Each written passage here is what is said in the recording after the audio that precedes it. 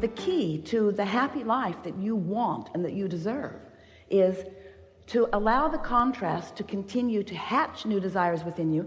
In fact, those are not exactly the best chosen words, because you can't help but allow the contrast to cause your desire to expand, because it's just going to happen. You can't slow that down. That momentum you started even before you came into this physical body. That's why you came into this physical body. So that's a long time momentum that you're not going to slow down. You're hatching desires constantly. But there is a big question. Are you keeping up with the desires that are being hatched from the life that you're living? Are you keeping up with it? Which means, do you ask for something, I'd like more money, and then do you contradict that desire all day long with facts? Don't have enough, never had enough, don't know anybody who's got enough, tired of not having enough, wish I had more, not fair that I don't have enough, life is hard. If you're contradicting your desire with statements of fact, now we really want you to hear that, because what is always 100% of the time contradicts the newest leading edge desire that you have launched. What is always contradicts what's in the process of becoming, because what's in the process of becoming is uniquely new. So anytime you're focused upon what is, you're slowing down what's coming. Now, let's be clear about this. By the what is that we just meant just now when we said what is, that what is the what is that you usually mean when you say what is, which is what is already materialized, what is already manifested, or a better way of saying it is, what is it that other people can see about my life experience? What has materialized, manifest, actualized to the point that we are interpreting it through our physical senses? So there is so much of what is in your vibrational reality. There's so much that you have vibrationally become. First and second step in the deliberate creative process. You launched the rocket, you asked, and source became it and realized it and is realizing it and is holding the vibrational frequency of it. But you've got to do the third step. You've got to bring yourself into vibrational compliance, vibrational alliance, vibrational resonance, vibrational beingness with that. So if you're asking for more of something that you want or less of something that you don't want, if you're asking for an improvement in your life experience, you have launched the rocket. It has happened and it is a vibrational reality. But if you are facing the facts of what is and speaking words about it, joining chat groups about it, talking to your sister about it, if you're talking to anyone, even yourself, about what is, you're slowing down the becoming of what is vibrationally there, ready for you, queued up for you.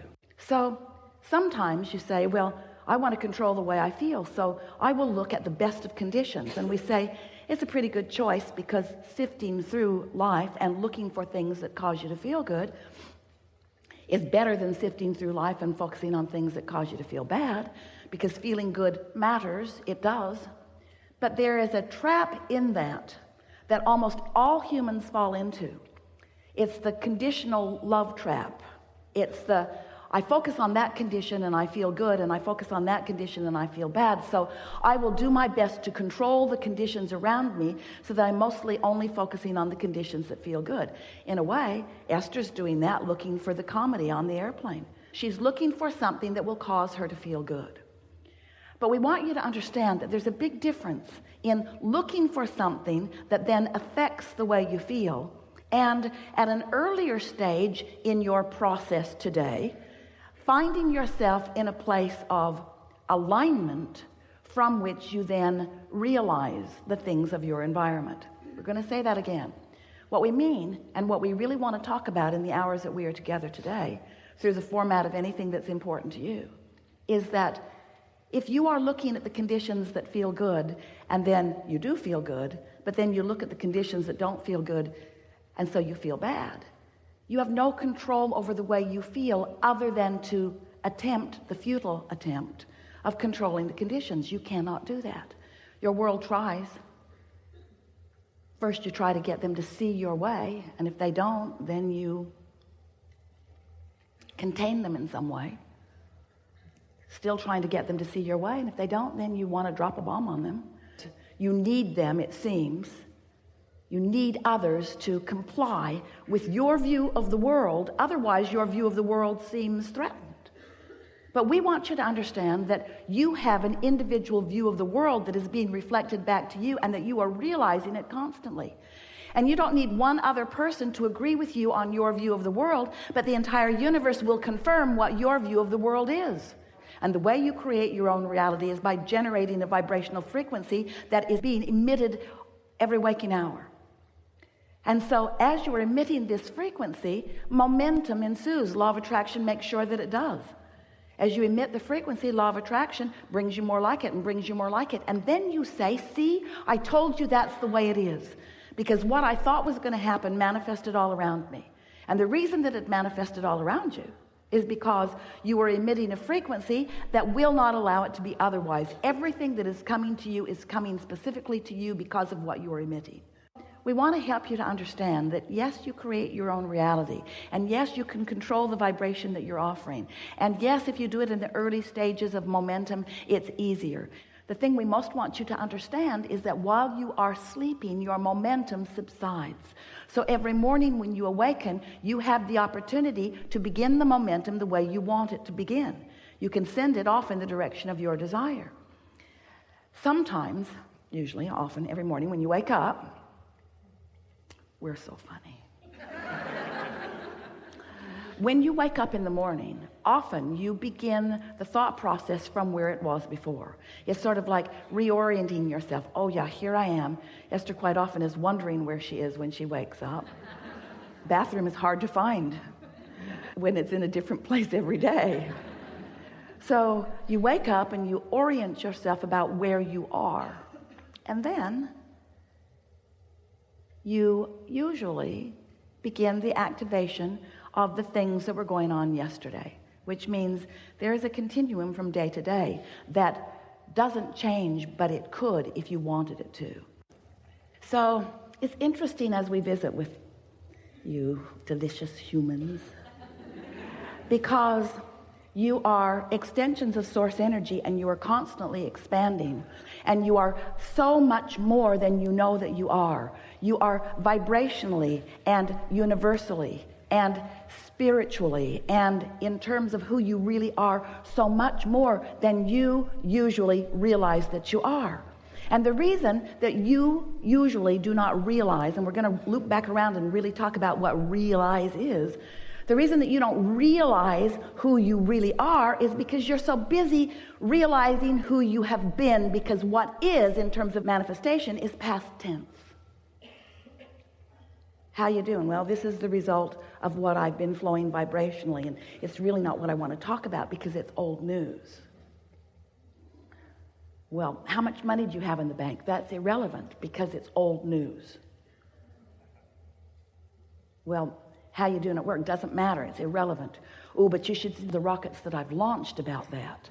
I'd like to talk about what I've actually created and what's actually in the process of becoming, because that's old news. And that's what we want you to know, that your vibrational reality is full, not only of new, but specifically chosen by you, details that will thrill you as you allow them in their newly molded, newly expanded, newly evolved, newly cooperatively componentedly.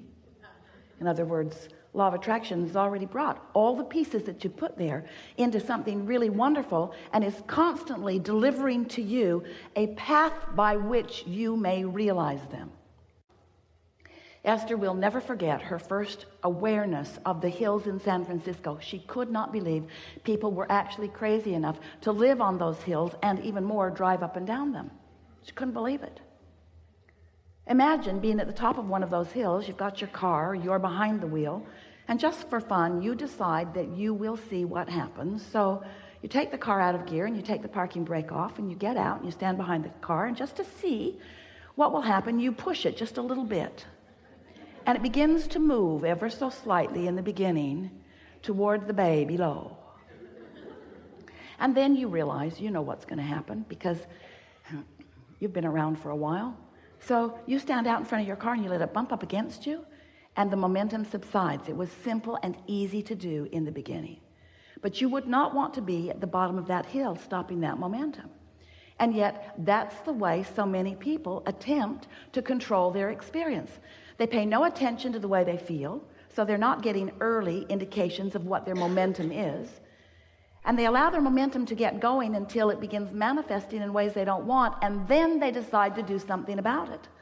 But the thing about that is, when you know what you don't want, and so you step forward in order to do something about this thing that you don't want to happen, what happens is, without even meaning to, you activate more of what you don't want to happen in your vibration.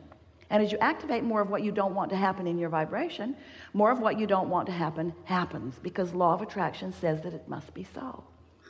So Esther was thinking the other day, I know I have a lot of beliefs. There are a lot of things that Jerry and I discovered together about our life, about our work, about the world. She said, I wonder if I've got beliefs that are not serving me, that I just keep carrying forward because it's the habit. And so she started then evaluating this situation through the beliefs that she held, because it's quite easy to get set in your ways, isn't it? It's quite easy to decide, well, that always means that, and that always means that. It is easier to have policies. It is easier to be set in your ways. It is easier to have decided things. But you didn't come as a regurgitator. You didn't come to accept a bunch of rules or requirements or regulations or beliefs that others have established. You didn't come just to accept them and focus upon them and prove the validity of someone else's beliefs. You are the creator of your own reality. You came to prove the validity of your beliefs.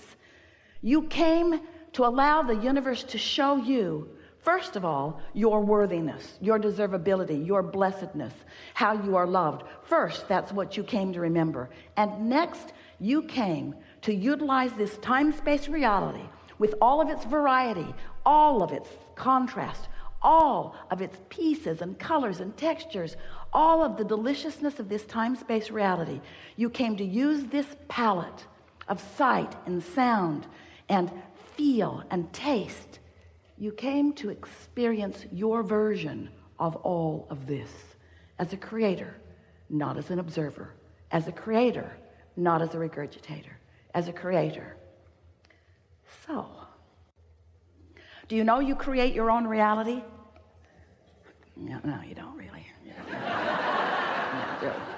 Do you know how you create your own reality? You don't really have a clue, do you? You have no. Do you know that you're a vibrational being? Oh, come on, Abraham. Talk to me in ways that I can really understand. You create your own reality. And you create your own reality because you are perceiving through your perspective.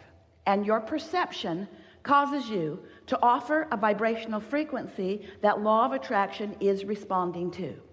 And it doesn't matter what words you say, because the universe is not listening to your words. The universe is listening to your vibration. And it doesn't matter how sweetly you smile as you offer the words. Doesn't matter. Because the universe does not hear what you say. The universe hears what you mean. And what you mean is known by you when you start paying attention, because you can feel what you mean. Your emotions, in fact, are one of the most important preliminary manifestations. You kind of get that? When you feel something, isn't it real? Even if you're watching a movie that isn't real, the emotion that you feel is. If the movie causes you to feel vulnerable, you have created a vibration within yourself that this emotion is indicating. So you can say to your frightened child, honey, it isn't real, but that's not true. Because whatever you are feeling is the most real. It's the manifestation of what you've got going on vibrationally. And if you keep it up, if you keep that feeling going steadily, chronically in your experience, things will actualize around it.